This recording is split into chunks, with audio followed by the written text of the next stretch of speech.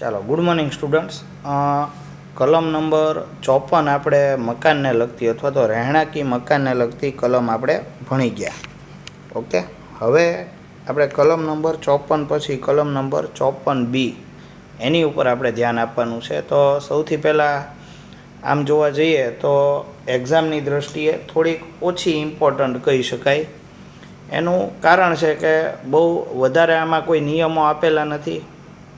બીજું, તમારે 3 કલમો છે એ ખાસ એક્ઝામના પોઈન્ટ ઓફ વ્યૂથી ધ્યાનમાં લેવાની છે. એક છે કલમ નંબર 54, જે મેં તમને કમ્પ્લીટ કરાવી દીધી.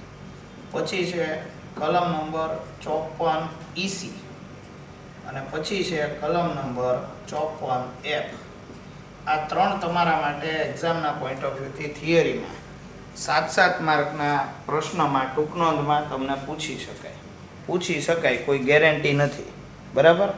પણ આ જનરલી સામાન્ય રીતે તમે જોવા જાઓ તો આ કલમોનો વધારે પરીક્ષામાં પૂછવા માટે ઉપયોગ થતો હોય છે, બરાબર. આ અમારા અનુભવના આધારે અમે કહીએ. બાકી તમારે દરેક કલમ છે એ તૈયાર કરીને જવી જ જોઈએ, એકવાર તો વાંચવી જ જોઈએ. પણ તમે એમ કહેતા હો કે આટલી બધી કલમો આપેલી જ સર, તો આમાંથી આઈએમપી કઈ?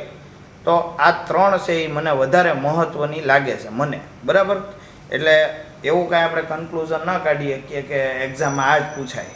ઓકે, એટલે જ આપણે બધી કલમો ઉપર ધ્યાન આપીએ છીએ.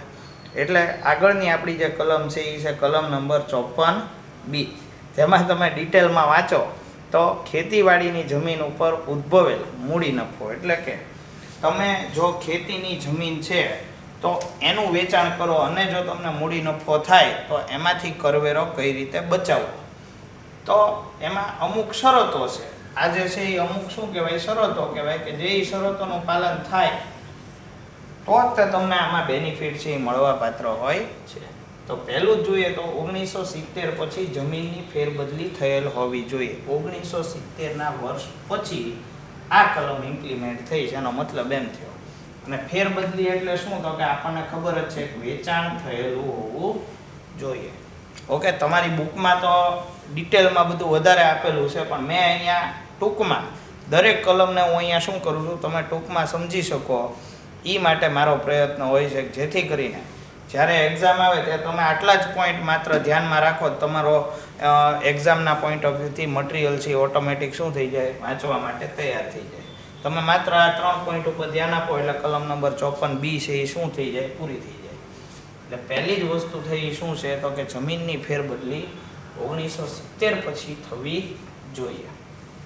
બીજું કે જ્યારે તમે વેચાણ કરો છો એ વેચાણ તારીખથી 2 વર્ષની અંદર નવી જમીન ખેતીની ખરીદેલી હોવી જોઈએ. એટલે કે તો કે તમે સપોઝ જૂની જમીન વેચી દો છો તો એની જે વેચાણ તારીખ હોય એ તારીખથી 2 વર્ષની અંદર તમે શું કરેલું હોવું જોઈએ, તો કે 2 વર્ષની અંદર તમે નવી જમીન છે એ ખરીદેલી હોવી જોઈએ. પછી તો કે ત્રીજું, નવી જમીનની ખરીદ કિંમત કરતાં મૂડી નફો વધવો જોઈએ જો નહીં. એટલે એનો મતલબ એમ થયો કે સપોઝ તમે 10 લાખ રૂપિયામાં વેચી જમીન, ઓકે, વેચાણ 10 લાખમાં કર્યું, ખરીદી માનો કે 2 લાખ રૂપિયામાં કરી હોય, તો મૂડી નફો કેટલો થઈ જાય, 8 લાખ રૂપિયા. તો કહેવાનો મતલબ એમ છે કે નવી જમીન છે એ તમે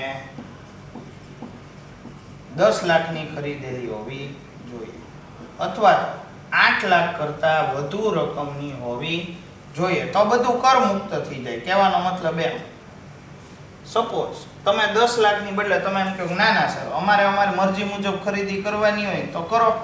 માનો સપોઝ 6 લાખની તમે ખરીદી કરી તો 8 લાખમાંથી 6 લાખ રૂપિયા બાદ થાય તો 2 લાખ રૂપિયા કેવા થઈ જાય, કરપાત્ર. એટલે તમે નવી જમીન છે એ કેટલી ખરીદશો, જેટલી નફાની રકમ આવી છે એટલી અથવા તો તેનાથી વધારે, તો તમને કરવેરામાં ફાયદો થતો દેખાય છે. નહીંતર શું થાય, નહીંતર તમારે કરવેરો ભરવો પડે. આ થઈ આપણી કલમ નંબર 54B. ઓકે, 54B પતાવીને આપણે તરત જ તે એક આગળની કલમ છે એની ઉપર ધ્યાન આપશું. તો એક જ સેકન્ડ આપણે એમાં તરત આગળ વધી જઈએ. આ એક ખુશી નાખીએ. જો કલમ નંબર 54 પછી બીજી એક વધારાની કલમ છે, એ છે 54D. કલમ નંબર 54D. તમે કહેશો સર આ શેના માટે? તો એના માટે આપણે અંદર એનું હેડિંગ આપેલું છે, ફરજિયાત અધિગ્રહણને લીધે. ફરજિયાત અધિગ્રહણને લીધે ઉદ્ભવતો મૂડી નફો. તમારી આગળ છે તે આ બધું ટૂંક નોંધ છે, તમારી આગળ પીડીએફમાં પડેલી છે. હવે જો આમાં જે ફરજિયાત અધિગ્રહણ છે એને થોડુંક તમે વિસ્તૃત રીતે સમજો. પહેલાં તો આપણી પાસે જે પણ જમીન છે એની માલિકી હંમેશા કોની ગણાય? તો કે આપણી જ તે, બસ સામાન્ય સંજોગોમાં. પણ જ્યારે સરકાર એમ કે અમુક પ્રોજેક્ટ પૂરા કરવા છે અથવા તો અમુક અમે જે ડેવલપમેન્ટ અથવા વિકાસના પ્રોજેક્ટ કરીએ છીએ એમાં અમારે જમીનની જરૂરિયાત છે, તો તમારે શું કરવું પડે? જો સરકાર તમારી પાસે માગે જમીન, તો તમારી જમીન આપવી પડે. તમે કહેશો સર એવી તો કઈ પરિસ્થિતિ આવી જાય? હું તમને એક્ઝામ્પલ આપું. અત્યારે બુલેટ ટ્રેનનો પ્રોજેક્ટ ચાલુ છે, બરાબર? આપણને બધાને ખબર છે કે ભારતમાં પહેલી બુલેટ ટ્રેન છે એ અમદાવાદ અને મુંબઈ વચ્ચે શરૂ કરવાની ગણતરીમાં છે સરકાર. ઓકે, તો જેટલી પણ જગ્યાએથી બુલેટ ટ્રેનનો ટ્રેક પસાર થતો હોય એ રસ્તામાં ઘણીવાર ખેતર પણ આવી જતા હોય, ઘણીવાર એમ કહેવાય કે વચ્ચે ઔદ્યોગિક વસાહત હોય, તો એમાંથી બને ત્યાં સુધી એવોઇડ કરવાની ટ્રાય કરે સરકાર જ્યારે આનું પ્લાનિંગ કરતી હોય ત્યારે, કે બને ત્યાં સુધી કોઈને ડિસ્ટર્બ ન કરવા. પણ બની શકે કે કોઈ પણ જગ્યાએ એવું બને કે વચ્ચેથી અથવા તો તમારી જમીનની વચ્ચેથી સરકારનો પ્રોજેક્ટ છે એ પસાર થતો હોય, તો તમારે શું કરવું પડે? તમારે તમારી જમીન આપવી પડે. ખેતર હોય તો ખેતર, ઔદ્યોગિક વસાહત હોય તો ઔદ્યોગિક, અને રહેણાંકી ઘર હોય તો રહેણાંકી.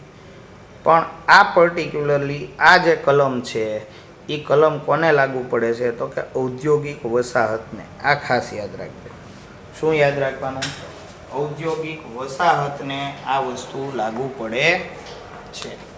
ઓકે, એટલે અહીંયા આગળ તમારે યાદ રાખવાનું ફરજિયાત અધિગ્રહણ બરાબર છે, પણ કોનું? તો ઔદ્યોગિક વસાહત. આ યાદ રાખવાનું, એનું અધિગ્રહણ થશે. ઓકે, પછી આગળ તમે જુઓ તો ઔદ્યોગિક વસાહતમાં તમને શું કીધું? તો કે જો માલિક પાસેથી સરકાર દ્વારા જમીન મકાનની ફરજિયાત પ્રાપ્તિ કરવામાં આવી હોય, તો છેલ્લા 2 વર્ષ માટે જે મકાનનો ધંધા માટે ઉપયોગ થયો હોય અને ફરજિયાત પ્રાપ્તિથી 3 વર્ષમાં બધો જ નફો ધંધા માટે નવા ખરીદેલ બાંધકામમાં રોકી દીધો હોય તો કરમુક્ત ગણાશે. જુઓ, સપોઝ મારું એક અહીંયા આગળ ઔદ્યોગિક વસાહત છે, પ્રોજેક્ટ અહીંયાથી પસાર થતો હોય જમીન ઉપરથી. ઓકે, તો તમારું આ જે મકાન છે અથવા તો ઔદ્યોગિક વસાહતમાં તમારું જે એકમ જ્યાં ચાલતું હોય ઉત્પાદન માટે, આ તમારે શું કરી દેવું પડે? તમારે સરકારને આપી દેવું પડે. એટલે અંદર તમને કીધું કે છેલ્લા 2 વર્ષમાં તેનો ઉપયોગ છે આ મકાનનો શેના માટે થયેલો હોવો જોઈએ? ઉત્પાદન માટે થયેલો હોવો જોઈએ. એટલે કે વેરાન જગ્યા હોવી જોઈએ નહીં, એનો ઉત્પાદન માટે ઉપયોગ થયેલો હોવો જરૂરી છે. એના પછી તમને કીધું કે આ વસ્તુ અથવા તો અહીંથી તમે ઉત્પાદન છે એ બંધ કરો છો, તો નવી જગ્યાએ તમારે ઉત્પાદનની જગ્યા ખરીદવી પડે કે ન ખરીદવી પડે? તમારે ધંધો કન્ટિન્યુ કરવો હોય તો કે હા, ખરીદવી પડે. તો આ જૂની જગ્યામાંથી નવી જગ્યાએ શિફ્ટ થવા માટે તમને 3 વર્ષનો સમયગાળો આપ્યો કે ભાઈ 3 વર્ષની અંદર તમને જે રીતના ગમે તે રીતે તમારે શું કરવાનું છે? તમારે નવું ઔદ્યોગિક એકમ છે એ બનાવી નાખવાનું છે. એટલે આમ જોવા જાવ ને તો ખેડૂતો માટે એમણે 54B મૂકી કે ભાઈ ચલો તમે તમારી જમીન છે એ તમે વેચી દો છો, તો એ પૈસાનો ઉપયોગ બીજી જગ્યાએ ન થઈ જાય અને તમે નવી ખેતીની જમીન ખરીદો, એ જ રીતે અહીંયા આગળ ફરજિયાત પ્રમાણે અધિગ્રહણ, એટલે કે આને શું કહેવાય મોટા ભાગે કે સરકાર પોતે જ તે જમીન છે એ તમારી પાસેથી લઈ લે. તમે કહેશો સર એવું કરી શકે આપણી ઈચ્છા વિરુદ્ધ પણ? તો કે હા, સરકાર પાસે એવો પાવર છે કે તમારી જમીન હોવા છતાં પણ તમે ત્યાં રહેતા હો અથવા બિઝનેસ કરતા હો, કોઈ પણ પ્રવૃત્તિ કરતા હો, સરકારને જો પોતાના પ્રોજેક્ટ માટે જરૂર પડે તો તમને અમુક રકમ ચૂકવીને બને ત્યાં સુધી તમને યોગ્ય વળતર આપવાની સરકાર ટ્રાય કરે. પણ તમારે શું કરવું પડે? તમારે તમારી જમીન છે એ આપી દેવી પડે. જો આ પરિસ્થિતિમાં કોઈ પણ ઔદ્યોગિક વસાહત હોય તો તમે જ્યારે સરકાર તમારી પાસેથી આ જમીન લઈ લેશે ત્યાર પછીના 3 વર્ષની અંદર નવી ઔદ્યોગિક વસાહત છે એ ઊભી કરવાની છે. તો ફાયદો કોને મળશે? તો કલમ નંબર 54D માં તમને ફાયદો છે એ મળવાપાત્ર છે. આમ જોવા જઈએ તો કલમ નંબર 54B અને 54D એક્ઝામના પોઈન્ટ ઓફ વ્યૂથી ખૂબ ઇમ્પોર્ટન્ટ નથી, પણ કન્સેપ્ટ તમારા ધ્યાનમાં હોવો જોઈએ. એક્ઝામમાં થોડુંક ઓછું પૂછાય, પણ એનો મતલબ એમ નથી કે તમને પૂછી ન શકે. It is part of our syllabus, આપણા સિલેબસ અથવા તો અભ્યાસક્રમનો ભાગ છે. એટલે આના વિશે માહિતી પણ હોવી જોઈએ અને જાણકારી પણ હોવી જોઈએ, અને જરૂર પડે તો આપણે લખી શકવા માટે પણ સક્ષમ હોવા જોઈએ. એવું જરૂરી નથી કે આ 3 વસ્તુ મેં તમને કહી દીધી, આ 3 છે એ વેરી ઇમ્પોર્ટન્ટ. કે ભાઈ એક્ઝામના દિવસે તમે જતા હો તો આ 3 કલમો તો વાંચવી જ જોઈએ. ભાઈ કલમ 54, 54EC અને 54F. પણ B અને D પણ એવોઇડ કરવા માટે નથી, આપણે ધ્યાનમાં તો હોવી જોઈએ તે. ઓકે, ઘણીવાર બીજી વસ્તુ તમને કહેવાની કે માત્ર કલમ નંબર આપી દેવામાં આવે તો એના ઉપરથી એનું ડિટેલિંગ છે એ તમને ખબર પડવી જોઈએ. તમને સપોઝ એમ કહી દે કલમ નંબર 54, તો તમને ખબર હોવી જોઈએ કે જૂના રહેણાંકી મકાનની સામે નવું રહેણાંકી મકાન એમાં ખરીદવામાં આવે છે. પછી એ જ રીતે 54B છે તો ખબર પડવી જોઈએ કે આ ખેતીને લગતી જમીન બાબતે કલમ વાત કરે છે. પછી 54D હોય તો આપણને ખબર પડવી જોઈએ કે આ ફરજિયાત ઔદ્યોગિક વસાહતનું અધિગ્રહણ કરે છે એના માટે છે. જો આપણને આ વસ્તુની ખબર ન પડતી હોય તો ઘણીવાર એવું થાય કે તમને કન્ટેન્ટ અંદરનો આવડતો હોય પણ બહારની સાઈડ નંબર આપેલો હોય એક્ઝામમાં તો તમને ખબર પડે નહીં, પછી એમ કે બહુ અઘરું હતું. બરાબર, પણ અઘરાના નામ ઉપર અંદર કાંઈ ન હોય. કલમ નંબર 54D હોય તો એનું તમને નંબર અને એનું મથાળું છે એ તમને ખબર હોવી જોઈએ. ઓકે, અત્યારે આપણે આમાં આટલું રાખીએ છીએ.